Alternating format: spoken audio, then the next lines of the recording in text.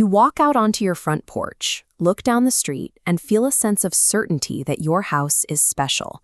Because of that certainty, it makes sense to list it for a premium, putting a high number out there just to see what the market will bear.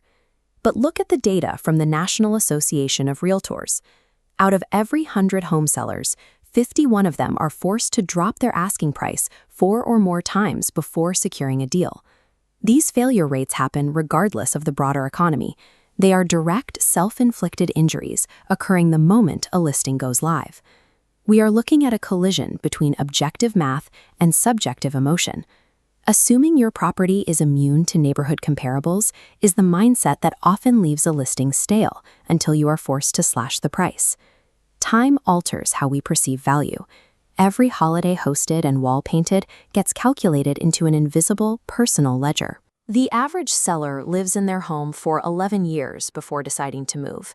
A full decade of raising kids, upgrading the kitchen, and making the space your own creates deep ties to the property.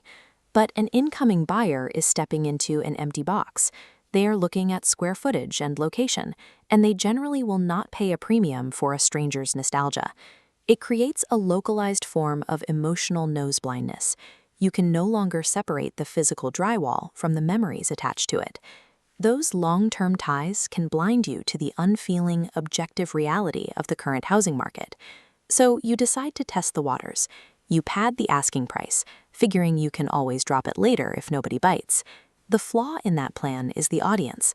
The most qualified, active buyers are usually looking at your home during its first 14 days on the market.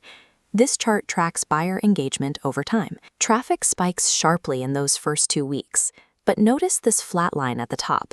An inflated initial price instantly filters you out of those active search parameters. Real estate listings function like blockbuster movie premieres. The entire campaign is designed to drive massive opening weekend attendance. If the theater is empty on Friday night because the ticket price was set too high, the buzz evaporates and the audience moves on to the next release. Testing the market with a high price means you are often losing your best, most qualified audience on day one.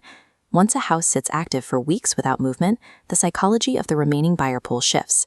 They stop looking at the nice countertops and assume there is a hidden flaw with the structure or the location. Look at this step-down chart of an overpriced listing. As days on market tick up, the seller initiates multiple incremental price cuts. Constant reductions rarely look like a good deal. They signal desperation. Exhausted sellers ultimately accept lowball offers just to escape. By the time you start adjusting to the market, you are playing defense and chasing the market downward. The alternative is a fast and predictable transaction. When homes sell quickly, the data shows they close at a median of 99% of their final listing price. Those properties move because they are aligned with the hard, objective comparables in the neighborhood. Setting a price is a mathematical equation. It requires examining sales data in a vacuum, separate from your personal history with the property. To maximize your return, you have to divorce your emotions from the square footage before the listing ever goes live. Price the home for where the market is today, not where your heart hopes it might be tomorrow.